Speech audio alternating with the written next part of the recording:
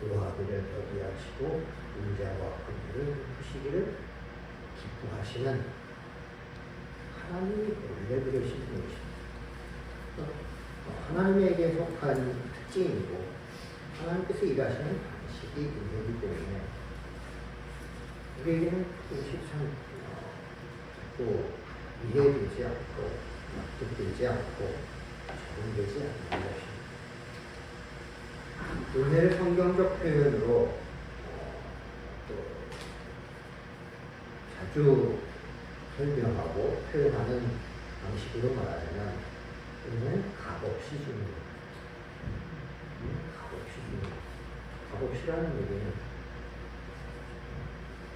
어떤 조건에 의해서 하나님의 은혜를 주시고 말고 하는 게 아니라는 사실. 은혜는 전적으로 하나님의 성품에 의해서, 하나님의 뜻에 의해서 하나님이 주권적으로 주시는 것을 은혜라고 합니다. 그럼 받는 쪽에서 하나님 외에 다른 어떤 것에 의해서 조건으로 주어져 가지고 결과로 원인이 주어져서 결과로 나오는 것이 아니라는 사실. 이게 어려워요.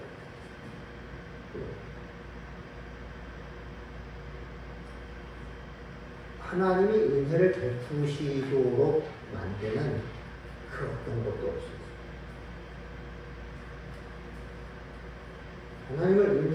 하나님께서 은혜를 베푸시게 만들 수 있는 그 어떤 것도 하나님 밖에서는 없습니다. 그걸 이게 지금 당연하지 라고 생각하고 난 다 알고 있어 라고 생각하고 싶고 이렇게 얘기하면 이제 당황스럽습니다. 성경을 많이 읽고 예배를 잘 드리고 봉사를 열심히 하고 전도를 부지런히 하고 기도를 정말 간절하게 하면 하나님 은혜를 베푸시는 게 아닙니다. 그럼 이제 우리 당황스럽죠. 은혜는 값없이 주는 것이며 하나님의 성품과 그 자비로움에서 나오는 그런 조건 없는 선물이다 하고 얘기해야 했는데 그러면서도 우리는 내가 이렇게 예배를 잘 드리고 봉사를 성실하게 하고 내가 정말 죄와 불결한 것에부터 나를 구별하고 기도를 새벽같이 하고 이러면 하나님께서 은혜를 베푸실 것 같아. 우리 반성이라고. 이게 아니라는 거야. 이게 완전한 일이죠. 우리 자꾸 그렇게 이제 우리가 그 은혜를 잘 모르고 있다는 것을 증명하고 그러는데 그렇게 얘기를 해요. 우리가 전도 열심히 하고 기도 많이 하고 말씀을 규칙적으로 읽고 예배를 잘 드리고 봉사를 헌신적으로 하면 그렇다고 해서 하나님이 은혜 베푸는 게 아니다 그러면 당황스럽고 그거 할 마음이 없어져요. 그렇죠? 이거 해가지고 은혜 받으려고 하는데 이거 했다고 은혜 주는 게 아니라면 할 마음이 없어져요. 그게 우리가 은혜를 모른다는 사실. 우리가 은혜를 모른다는 현상인 것입니다. 하나님은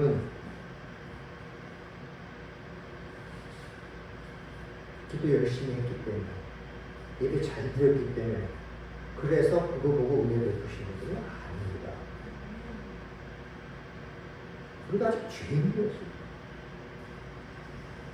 우리가 연약할 때 하나님을 찾지 않았을 때 하나님은 그냥 하나님 편에서 모든 것을 은혜를 베푸십니다. 여러분들이 2000년 전에 있었다면 어떻게 했을 것 같아요?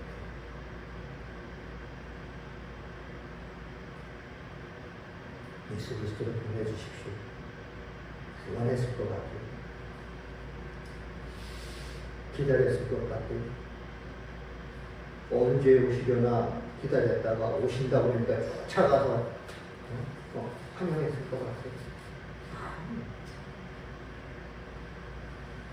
딴청하고 있었을 것입니다. 자기 직업에 충실하고 있을 것이고, 가족들 모여가지고 뭉쳐가지고 애지중지하면서 그냥 사는데 온 신경과 마음을 쓰고 있을 때고, 예수님은 관심이 없었을 것입니다. 관심이 없었을 것입니다. 그런데 보내주신 분이 이걸 받을 줄, 이게 우리에게 낯선 것이고 어려운 것이고, 자꾸 율법이 아니라 복음이다, 행위가 아니라 믿음이다, 성경이 자꾸 얘기하는 이게 제일 어려운 것이고, 하나님에 대하여 우리가 제대로 인식할 수 못하는 그가 결정적인 문제인 것이죠. 그리고 생각해봐요. 기도 10분도 안 하는 사람하고 기도 2시간 하는 사람하고 은혜를 누가 더 하나님이 주시게 만들지 차이가 없다면 누가 기도해? 그래서 다 안 하고 있잖아요.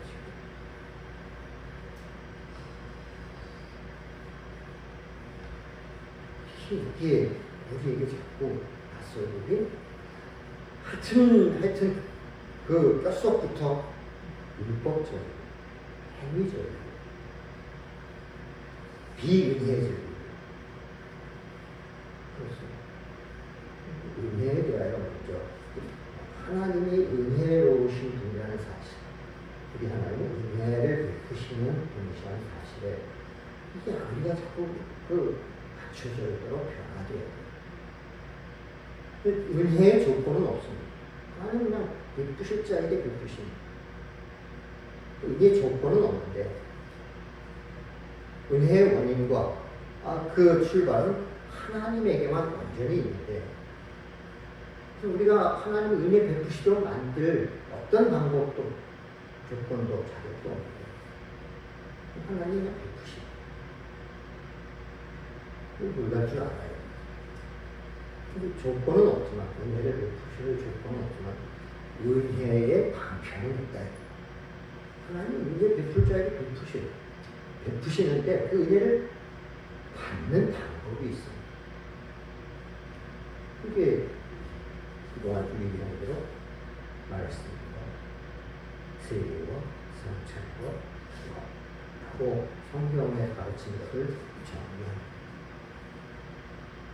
그러니까 그 말씀과 그 세례와 성찬과 기도는 은혜를 하나님이 주시게 만드는 조건은 아니에요.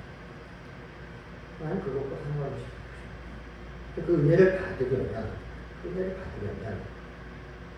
그런 하나님이 제시하신, 예수께서 명하신 그런 방법들을 통하여 주시는 은혜를 받을 수 있다는 것입니다. 그래서 우리는 그 주시는데, 우리에게 주시겠다는 이 놀라운 복을 하나님께서 열어주셨는데 받아야 되겠죠.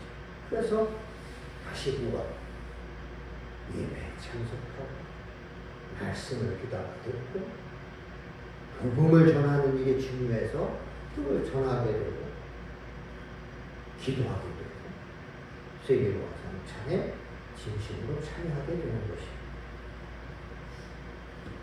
조건으로서가 아니라 하나님이 나에게 은혜 베풀게 만들려고 하는 것이 아니라 하나님이 베푸신다고 하십니다. 베푸시는 은혜를 내가 받기 위하여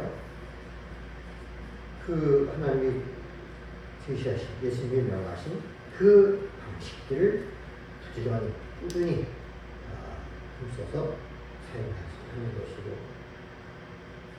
그 방법들이 어떻게 말씀과 세례와 성찬과 기도가 은혜를 받는 방법이 되느냐? 왜냐하면 하나님의 은혜는 우리에게 뭘 통해서? 믿음을 통해서 우리에게 주어지기 때문이고, 우리의 믿음을 있게 만들고 또 자라게 만들고 견고하게 만들고 생명력 있게 활동하게 만드는 것이 은혜를 받기 위한 결정적인 방법인데, 그렇기 때문에 말씀과 또 진리와 성찰과 기도가 방법이 되는 것이, 은혜의 방편이 되는 것이. 그 중에서도 하나님이 우리에게 은혜를 주시기 위하여 우리로 하여금 하도록 하신 이 방편 중에서도 가장 근본이 되고 우선되는 것은 말씀입니다. 세례도 성찬도 기도도 딱 이 말씀에 의하여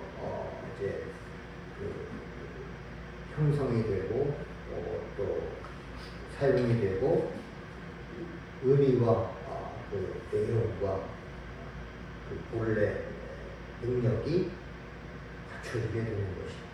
그래서 말씀이 가장 중요하고 핵심이 되고 근간이 되고 출발이 됩니다. 성경에서 말씀을 얘기할 때는 세 가지를 얘기한다고 얘기했어요. 첫 번째, 예수 그리스도 그분이 말씀 자체이십니다.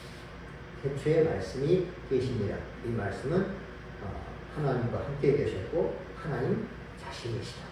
이 말씀이 육신이 되어 우리 가운데 하셨다. 이것이 예수 그리스도이시죠. 그래서 말씀하면은 우리가 강편으로 사용하는 것은 성경이고 설교이겠습니다만 그 근본은 예수 그리스도이시죠. 예수 그리스도께서 말씀 자체이시죠.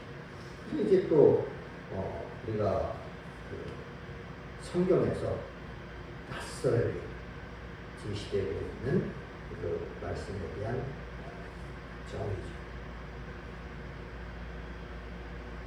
예수 그리스도 자신이 말씀 자체이다. 심지어 우리에게 또 자꾸 우리가 이 가르침에 의해서 우리가 인간으로서 가졌던 그 사고와 생각들이 완전히 뒤집어져야 되는 것입니다. 특히 하나님이 말씀이 하나님이시고 말씀이 육신이 돼요.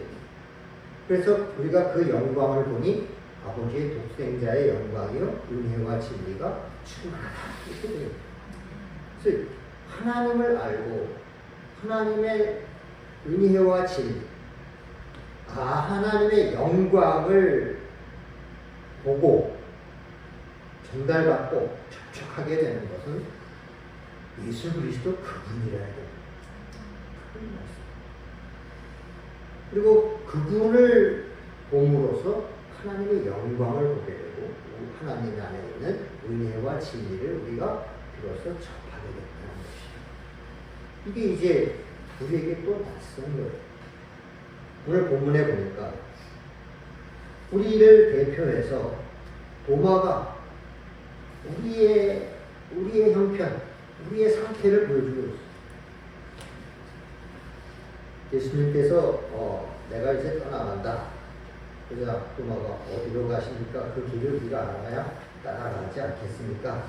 예수님이 내가 곧 길이요 진리요 생명이니 나로 말미암지 않고는 아버지께로 올 자가 없느니라. 길이 뭐냐? 도리가 뭐냐? 방법이 뭐냐? 어떻게 하면 되냐? 우리의 물음이죠. 우리는 그걸 묻습니다. 어떻게, 어느 방법으로, 어떤 길로, 어떤 과정으로, 어떤 수단으로, 어떤 그 원리로. 예수님은 그런 게 아니고 내각입니다.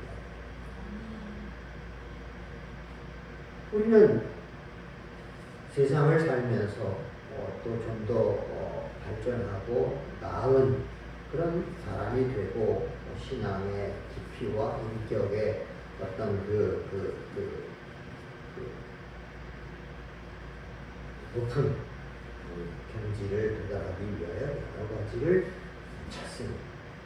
사랑을 찾고 질서를 찾고 또 뭐 겸손을 찾고 깨달음을 찾고 또 그걸 찾고 깨달아야 되고 겸손해야 되고 성실해야 되고 진실해야 되고 사랑이 많아야 되고 예수님께서 그게 아니라 내가 필요한 것이다. 나라는 존재, 나라는 사람, 나라는 살아있는 그 존재, 인격, 이게 길이다. 그래야만 아버지께 나아가며 아버지의 영광에 참여할 수 있는 것이다.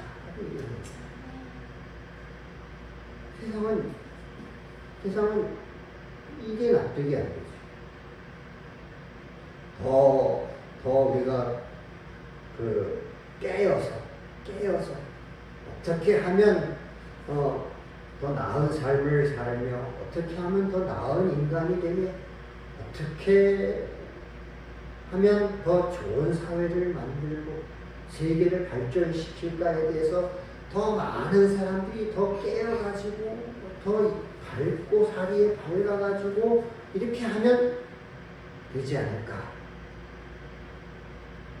우리가 좀 더 자기의 욕심을 버리고 조금 더 이기적인 것에서 벗어나서 서로를 생각하고 전체를 위하여 살면 될까?